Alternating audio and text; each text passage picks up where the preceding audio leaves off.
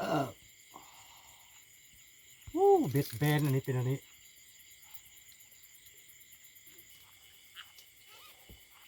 ค่อยๆแล้วมีขาดคน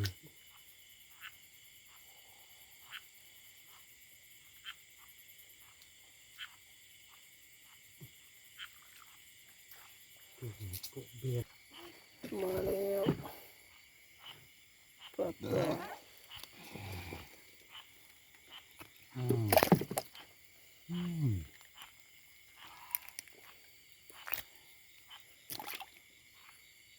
ต้องหน่อย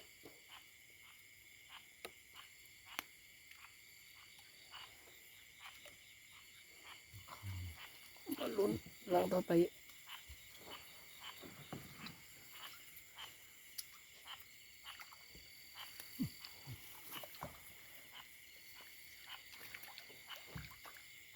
ตรงอีกแล้วอีกแต้มนึงแล้ว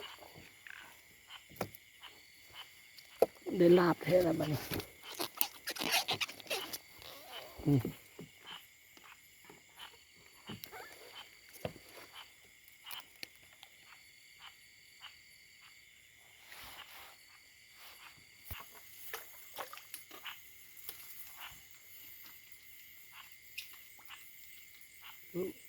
คือบ่ถึกไหม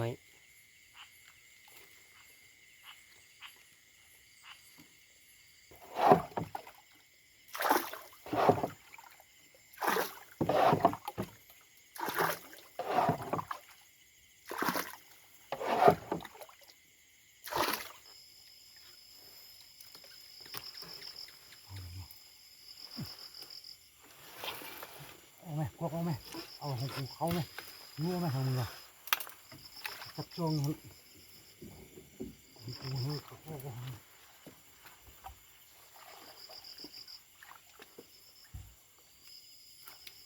าแล้วไปอ่ะเคือง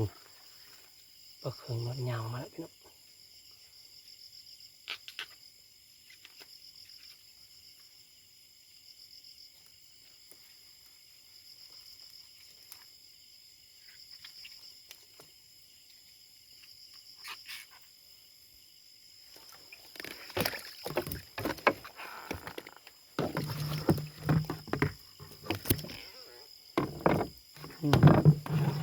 ปลาเคือง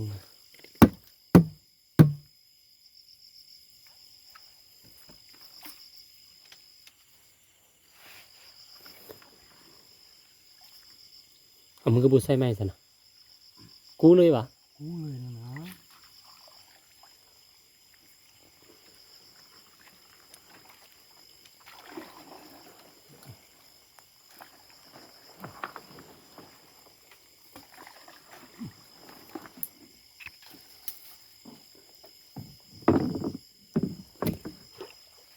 จะลงยางแล้วมาเริ่มมาทำ ฝ่าห้องไหลคนตึงๆละมันเจียมกูเบ็ดนะ เดี๋ยวลงยางมันเพื่อนเพื่อนกันฝุ่นเลยมาโอ้มันคือบุฝุ่น โจกขับรถจก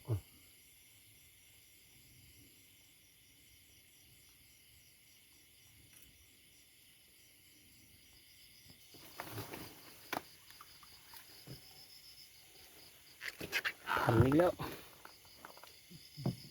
ปลาไปพันอีกแล้ว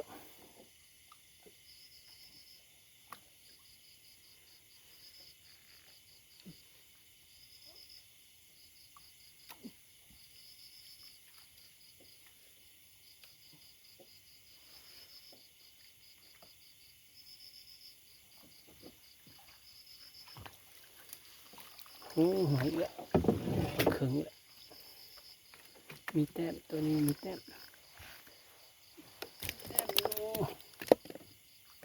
ใหญ่กันกับเก่า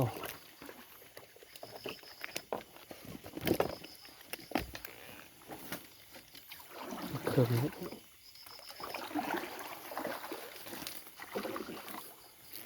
โอ๊ต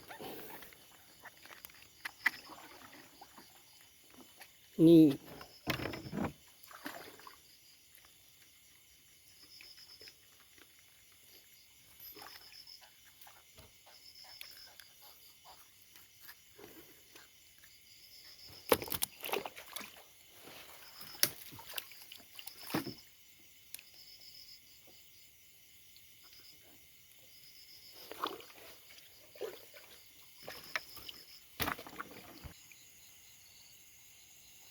อยแล้วสิขาดกัน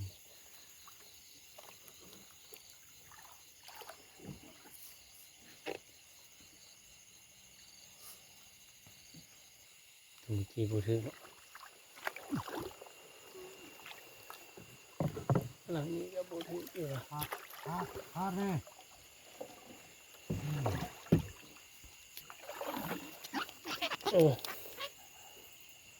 ปลาเอง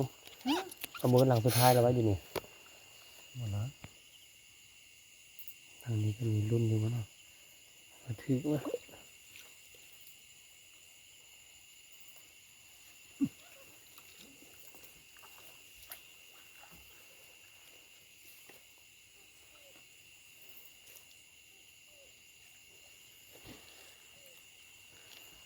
ปลาเครื่องอีกแล้วปลาเครื่องอีกแล้ว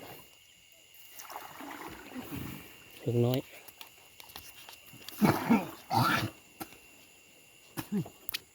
ปลดอาวุธมันก่อน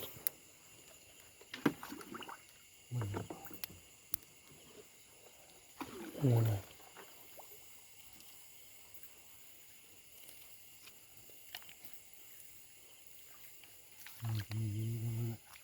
มีแล้วก็มดเรียบนี่ได้ก็คือ น้ำไหลเด้ มีขั้วมัน น้ำไหลนี่ได้เยอะนี่เก็บปลาก้อนมาเนี่ยพอได้อยู่หน่อยหนึง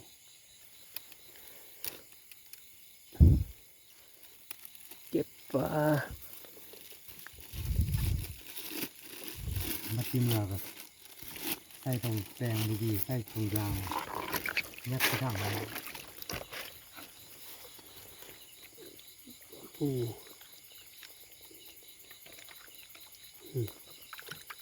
ตัวตัวเครื่อง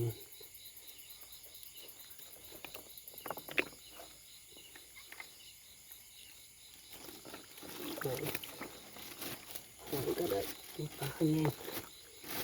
มัน เอียนก้นแบบนี้นะ ตัวไปเอาเอียนมาเนี่ย เอียน